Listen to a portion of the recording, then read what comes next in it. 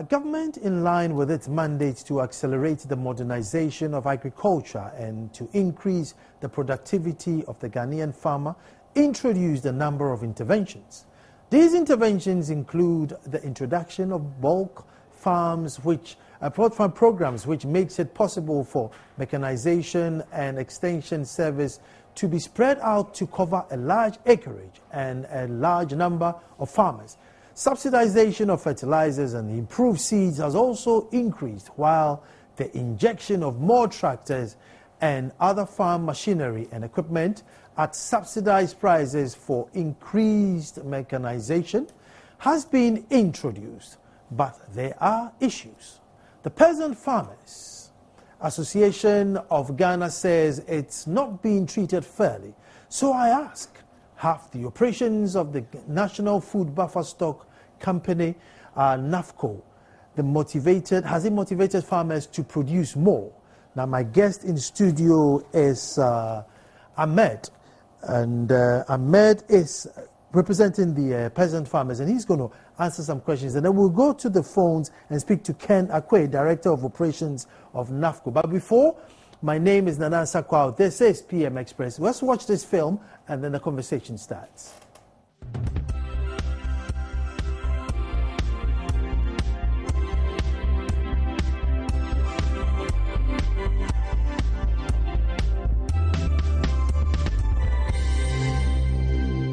The Buffer Stock Company is mandated to ensure security for farmers by mopping up excess produce in order to reduce post-harvest losses and to protect their incomes. But NAFCO is dealing with its own peculiar challenges, key amongst them being funding.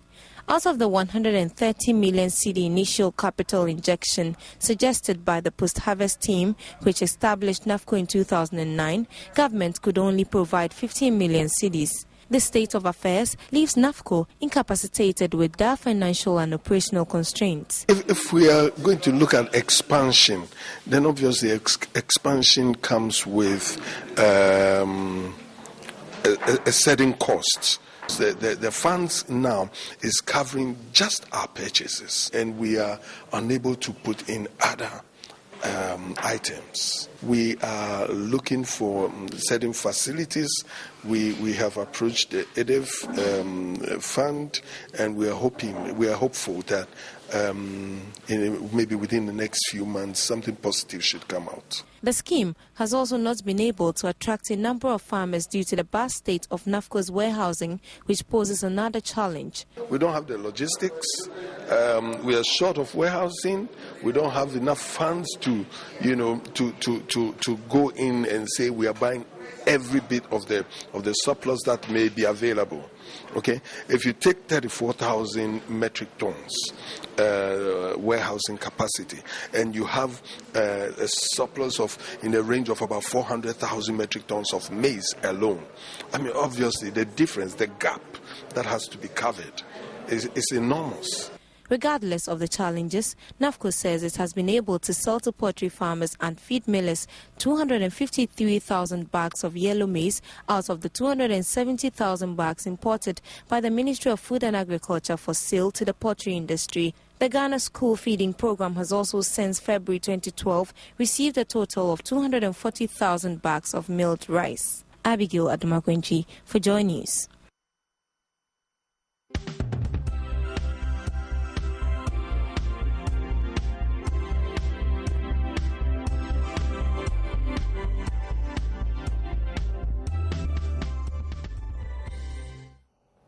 This is literally a cry for help or a plea, and this is between National Food Buffer Stock Company, NAFCO, and the nation's Peasant Farmers Association.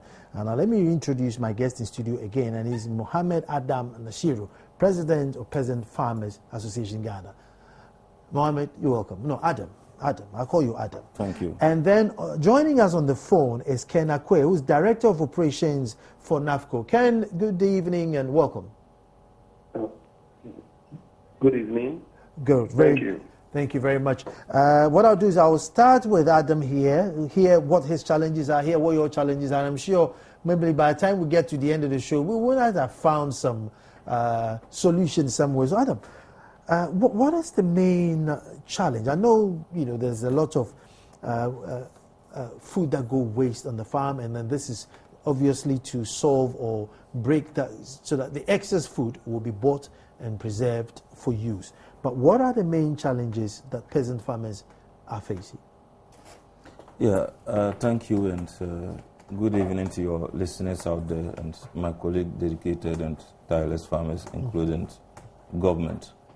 As you recall, in recent past, successive and current governments have taken a lot of measures to ensure that this country is food secured. Quite apart from that, Ghana is part of the Maputo Declaration that gave birth to the CADEP initiative, the Comprehensive African Agricultural Development Program. All these measures is aimed at making Ghana food secure because of past experiences within Africa, where food crisis led to removal of governments, for instance, Egypt and in Tunisia. And to stop things of this nature from happening, I think the government of Ghana also participated in signing up to the CADEP compact. And besides, the government has also come out with a lot of programs, including the block farming concept, the youth in agriculture concept, including the National Buffer Stock Company. All these were aimed at making sure that there is free movement of food from the rural areas to the cities for consumption. But since the formation of the National Buffer Stock Scheme, a lot of challenges has bedeviled its operations. As we mentioned, one is the storage facilities that they lack. Two is the number of people that need to employ to lift excess farm produce from the farmers to the cities. And then three, the price they offer to farmers is sometimes not acceptable to majority of the farmers. Besides, even though it's a welcome idea to the farmers that these companies in place to relieve them of their burden of looking for market, a lot of them don't have access to the company. And so as an organization that is into farming and also advocating for better policies and programs for the agricultural sector, we felt it was wise for us to do something about it. And so that informed our move to commission and research into the activities of the National Buffer Stock Company. And the research findings reveals that a lot of work needs to be done around the National Buffer Stock to ensure that we are food secured, because the intention of the National Buffer Stock is to lift the excess farm produce from the farmers and release it back to the market as and when the need arises in terms of food crisis.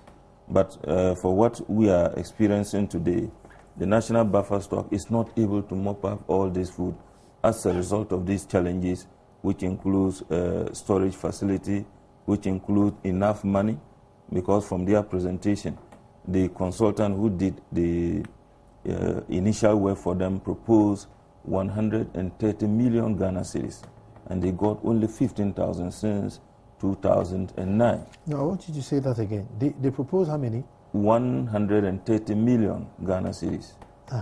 And the initial capital they got was 15 million Ghana cedis since 2009.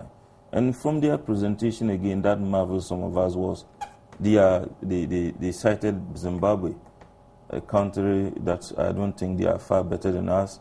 They commit $30 million a year to the National Buffer Stock to ensure that food gets to everybody in that country. Besides, 7 million is committed to Holy, that is transportation of the foodstuffs from the rural communities, from the farms to the cities. Wherever the food is needed, is sent there. And so that shows that some countries are more committed. And looking at these good examples, and in terms of our food security, we need to copy those good examples from Zimbabwe by way of committing more funds to the operation of the National Buffer Stock Scheme. Let me bring in Ken. Ken? Yes. 130 million cedis was what your consultant said you would need to at least start, and 15 million is what you got. Obviously not enough. Yeah. I mean, I just wanted to jump that. As a state, are we taking your institution serious? Do we value the purpose of your institution, the state, I'm saying?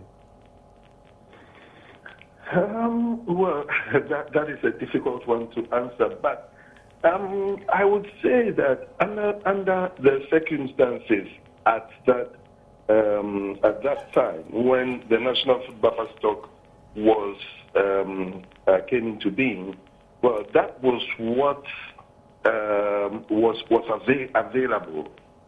So we've had to make do with what we received under very trying circumstances. And that's 2007? No, that was late 2009 into 2010. Okay, because so I'll take the company 2010. was actually established in 2010. Okay. In the first quarter of 2010. Okay. And have you had have you had any more funds apart from the 15 million? Have you had any more money? No, as we speak, we haven't had any more funds. Okay. We have been rolling over the funds that we received from the beginning, and the challenges and difficulties have rather constrained ability to reach out to the majority of farmers. I see. I think I'm going to take a break here, and then when I come back, I just want to find out from you if we are indeed food secure. Stay tuned.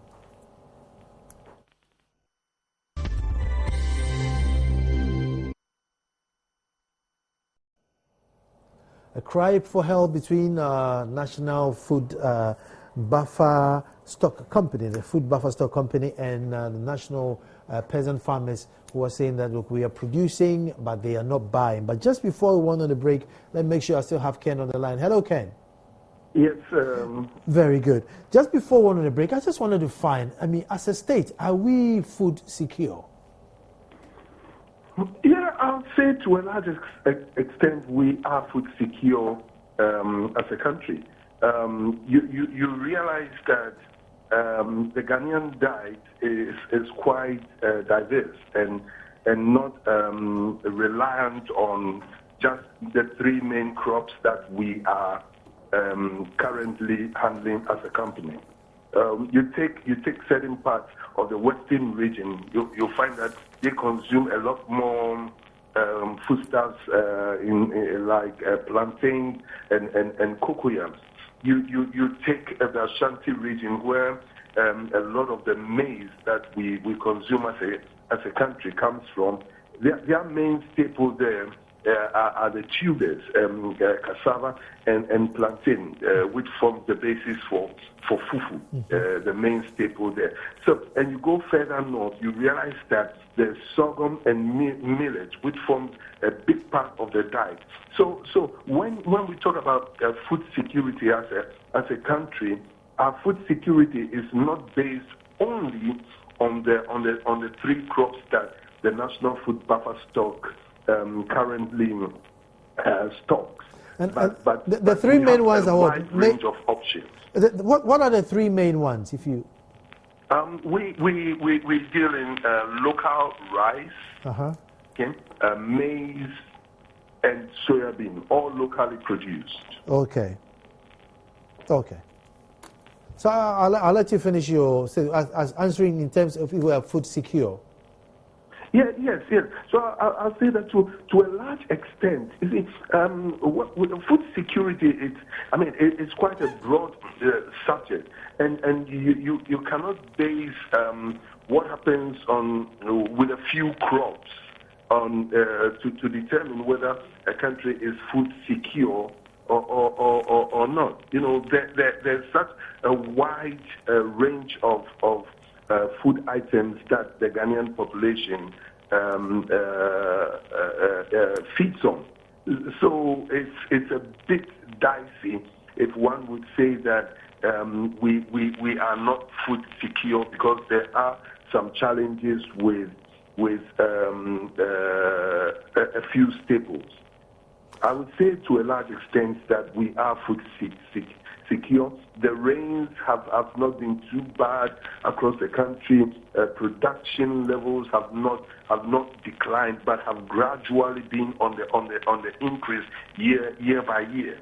So for now, I would say that Ghana as a country is rather food secure.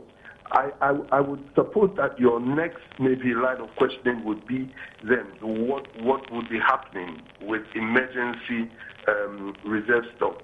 We have some emergency stock in case there arises any natural disasters. There's a need to release stocks. We have that, and we've been doing this with the National Disaster Management Organization from time to time.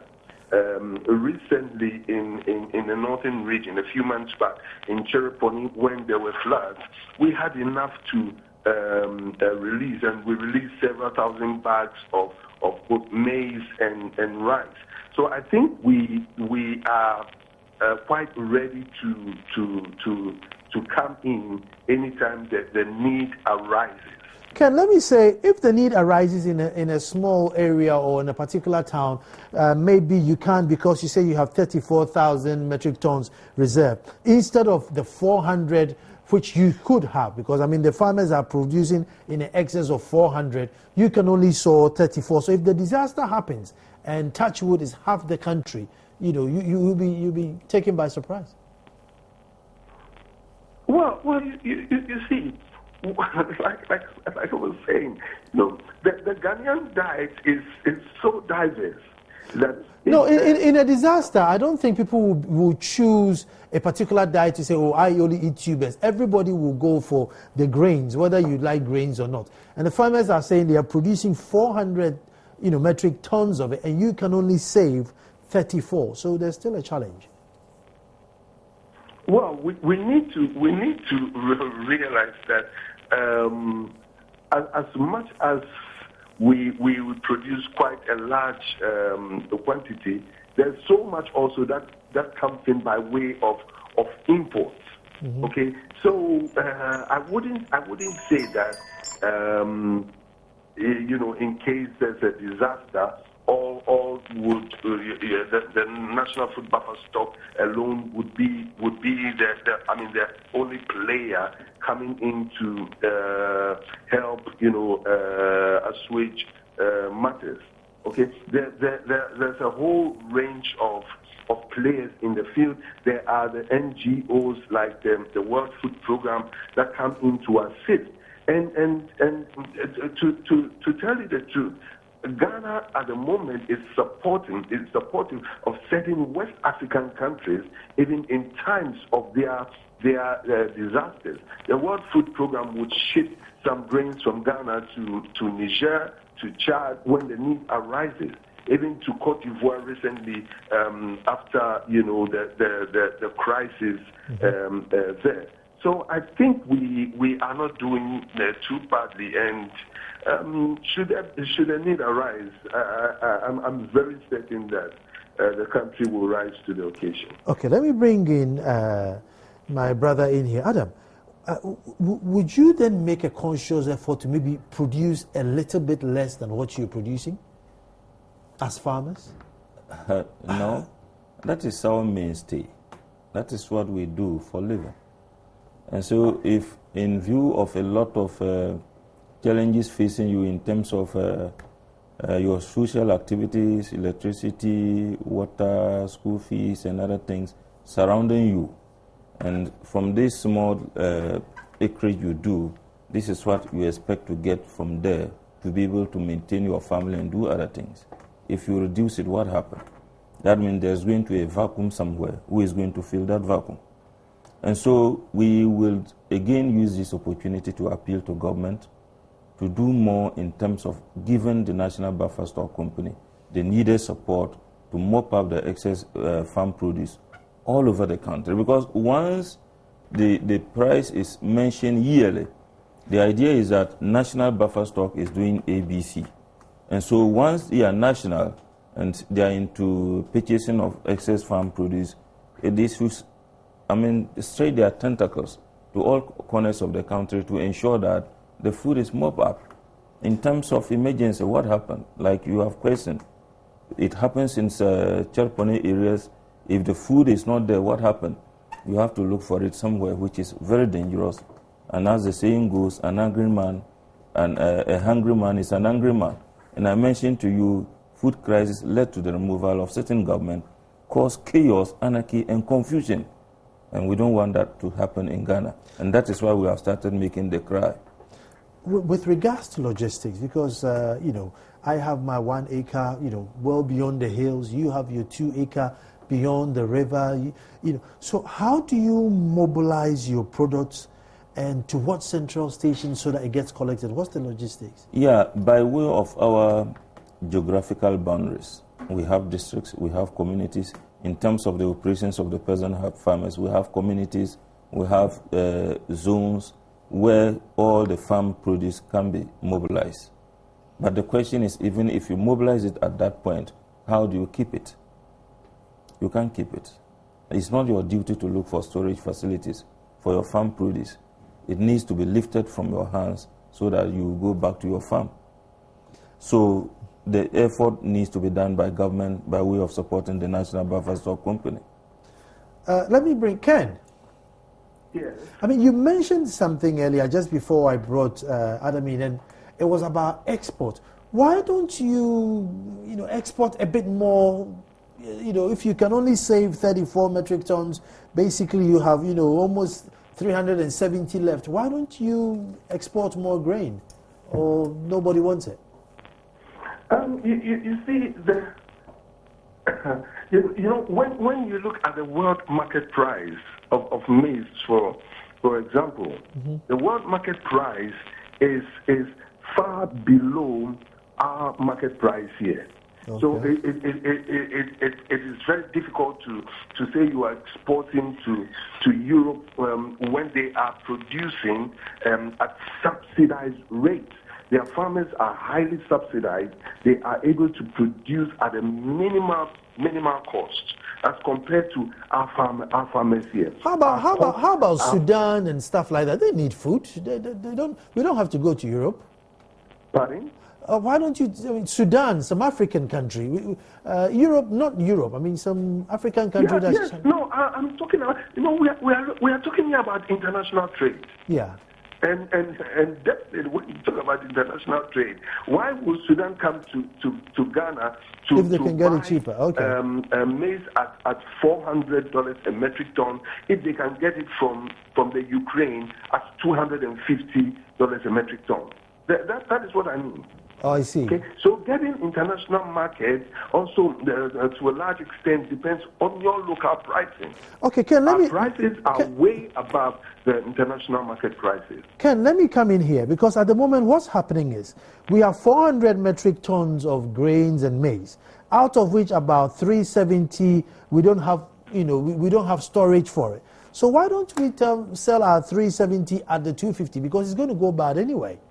It's better than nothing. Well, that was a projection. Those figures you are mentioning was a projection at 2009 when the national food buffer stock was coming into being. That doesn't mean that it is the same year after year. Mm-hmm. But having said that,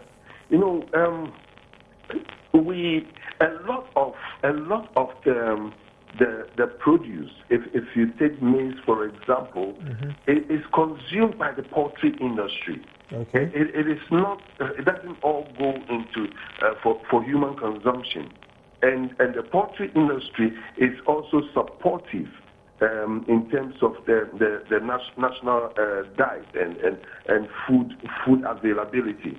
So what we have at the moment is we have MOUs with the Poultry Farmers Association and the Ghana Feed Millers Association, and we offload quantities of maize to these associations as and when the request comes. Now, there are a lot of players also supplying grains at various levels in the system. Government institutions are all buying from private players.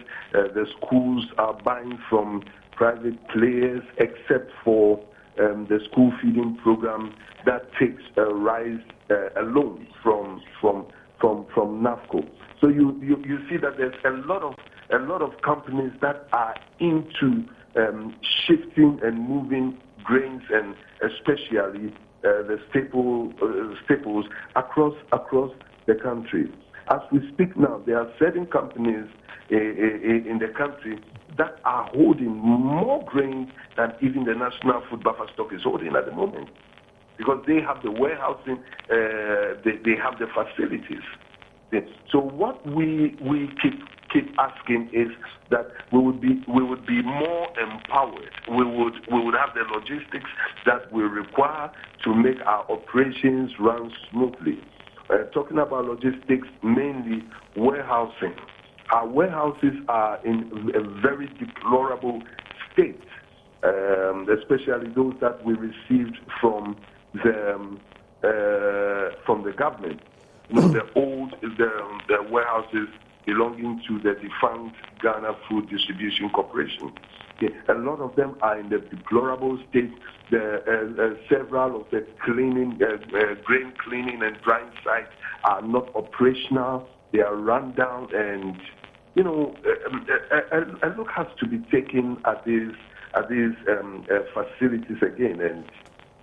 And we keep on making the call for renewed effort in this direction. Let me stay with you a bit more before I come to Adam, because you've mentioned the silos and the storage. As far as I'm concerned, I know Kwame Nkrumah tried to build some silos for us. Achampon also did his bit. But these were like 30, 40, 50 years ago. So, I mean, have we renovated them, added upon them? What have we done to them? Yeah, you see, one would have to go into the technicalities with respect to the kind of silos the concrete silos that Kwame Nkrumah built. I mean, the idea was very good, but the challenges with running that kind of silo facility, I mean, will be way beyond the capacity that we have. You need to have 24-hour running electricity. You need expertise moving grains from one silo to another to prevent spoilage, to prevent caking in concrete. You know, those concrete things can be a real nightmare. I see. If one isn't careful. Having said that, there are quite a number of warehouses spread across the country that could be rehabilitated, so that even the Peasant Farmers Association of Ghana could send their produce to such warehouses, and then we could use them as collecting points. We have mentioned also to the association that it would be much easier to work with the association if they could organize their farmers into cooperatives. It would be much easier reaching us. It would be much easier to interact with them, and they could much easier use such warehouse facilities in their communities. There are a few such warehouses, but they are completely run down.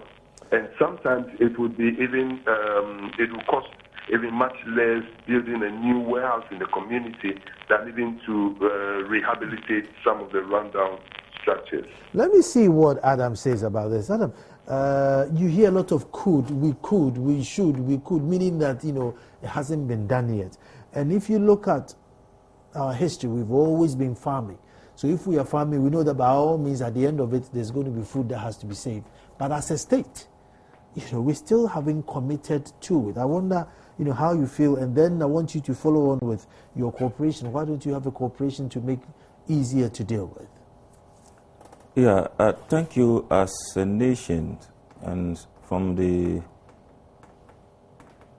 intervention the National Buffer Stock Company is making now, I don't find things very easy accepting a lot of these challenges.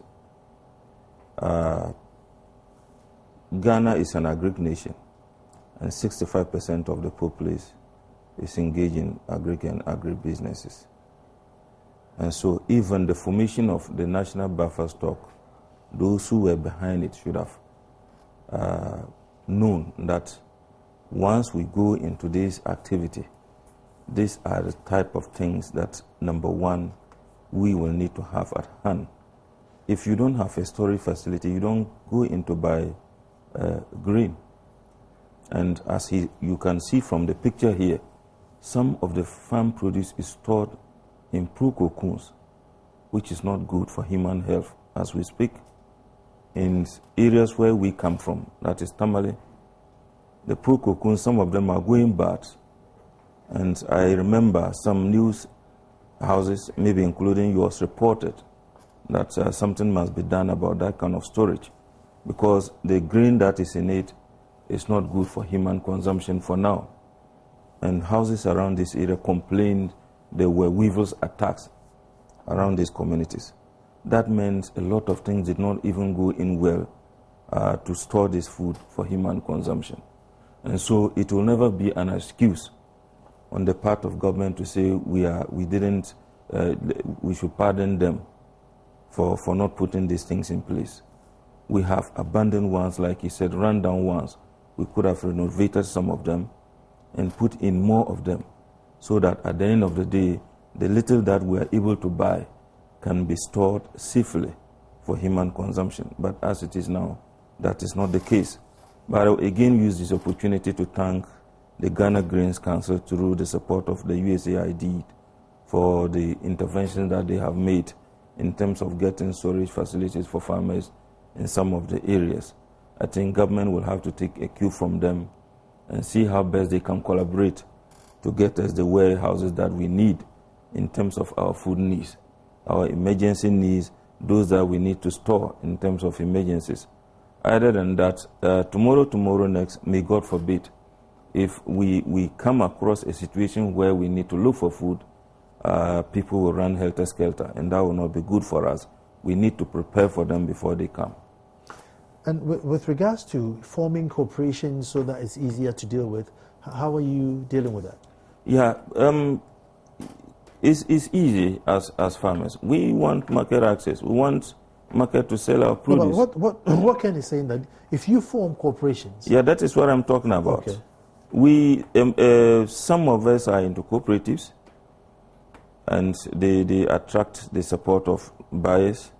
We are yet putting some of them into the same cooperatives, just to ensure that the cooperatives can mobilize the excess food at a point so that off-takers can come and lift it from them. But it's still a challenge, but we are making a headway. I see. Ken? Yes? Is it USAID that's helping?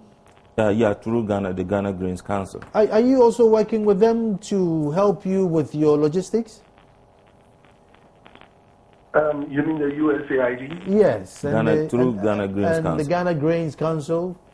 Well, we've collaborated in certain areas, but the USAID actually, I don't know if they would consider funding a government project like ours. Mm-hmm. And you see, when we talk about emergency reserve stocks, we are looking at warehouses way beyond the kind of facilities they are providing for the GGC.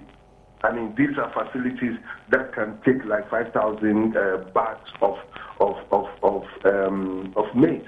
We are handling in each location about 60,000 bags of maize. Okay, those are not the kind of structures we are looking at. I mean, to put it very mildly. Okay, what they are building are quite limited. I have seen them, and they are quite limited in volume. Is it not better than none?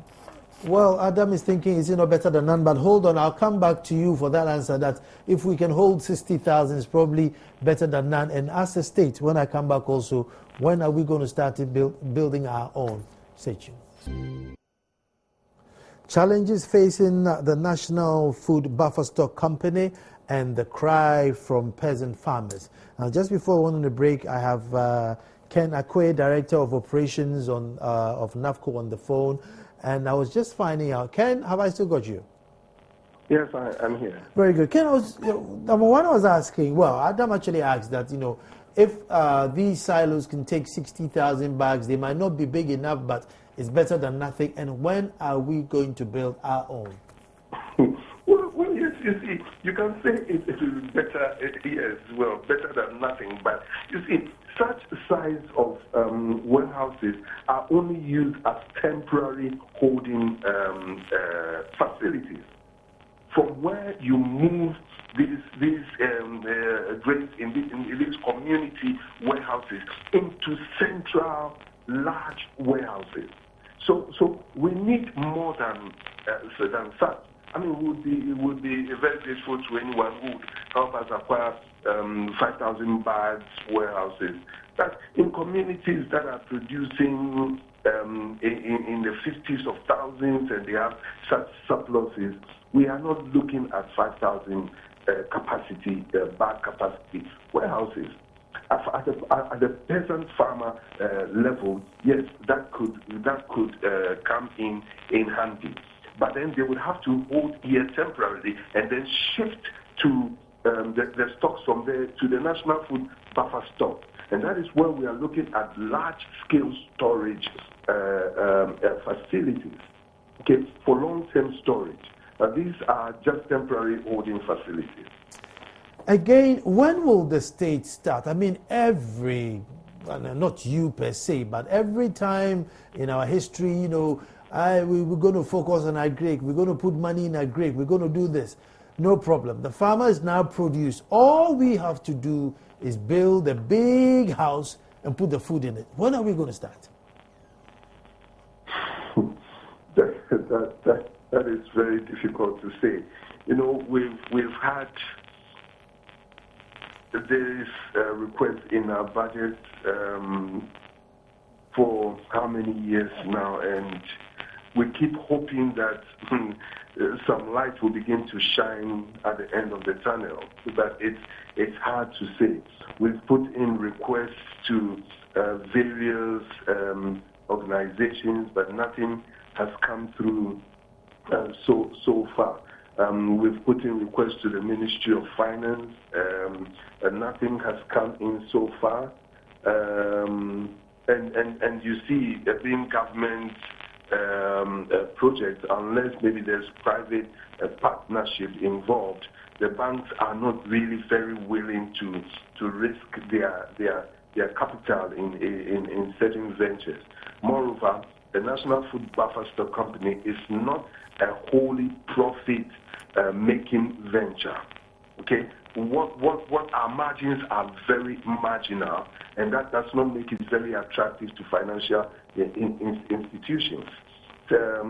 Secondly, financial institutions are somewhat shy of government interventions as far as parastatals are concerned.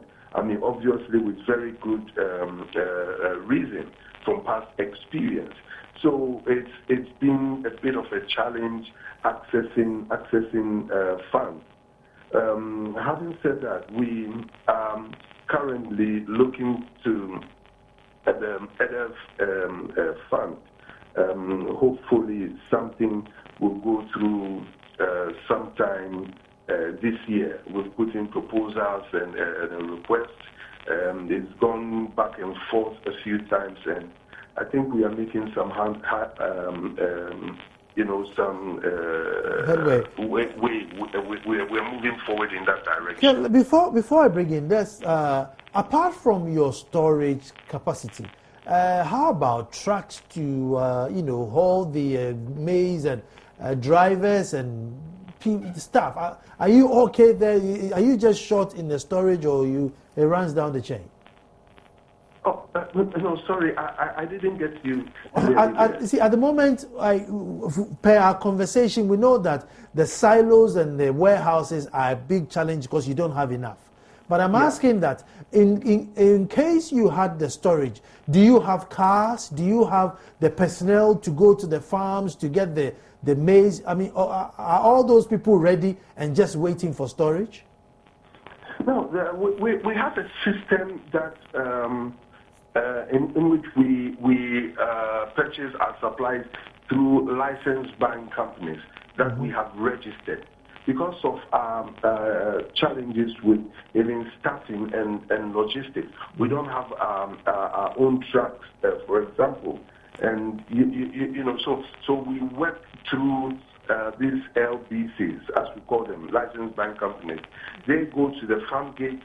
They buy from the farmers. They recondition the produce. That is by way of cleaning and drying to the right moisture levels before they read back and then supply to us. Yeah. So we are not in direct contact with the farmer. Okay. We are very open to farmers groups. We've had visits from a number of them, and we've invited them. They can register with us, and we'll deal directly with them. But Ken, at the moment, even if they bring these LBCs bring the maize, you don't have storage, so you can't take it off them. Well, at the moment, yeah, but you see, in a year, our operations are spread throughout the year. Sometime in the year, we release a little bit of funds. We supply produce to various organizations. We're able to release a bit of funds, and then we can purchase. So it's an ongoing process. It's not a one-time event. Okay, let me speak to Adam. You see, I hear his challenges. And now I know you have problems with extension officers. So I want to talk a little bit about extension officer, and then I'll move to mechanization. But let's start with extension officer. At the moment, you're really, really short. Some will say that, well, God, maybe it's a God gift that you're short, because if they came and you were producing more, you're going to have more heartbreak. Yeah, that challenge has been there for long, and I think we've been grappling with that one too because of certain research findings. It tells you that in some of the areas we have one extension officer to 3,000 farmers. Wow. And an officer who is not well equipped to even move around all these areas due to challenges of funding.